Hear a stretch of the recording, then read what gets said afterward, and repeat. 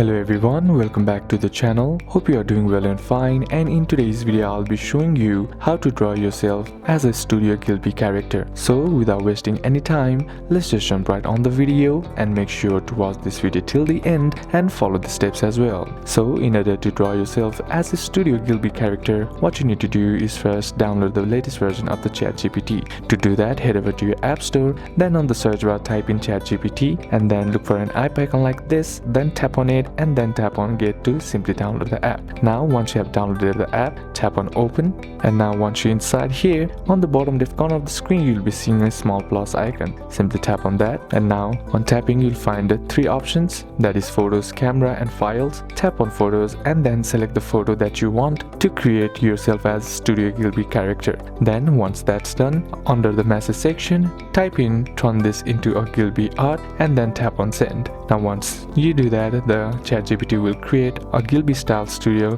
character for you. All you gotta do is then tap on the image and then tap on the save on the bottom bar, and then all you gotta do is post it in your social media or share it with your friends. So these are a couple of steps that you can apply, and that's it for today's video guys. Hope this video was useful to you. Leave a like if it did, comment down any questions that you have, and see you soon on the next one.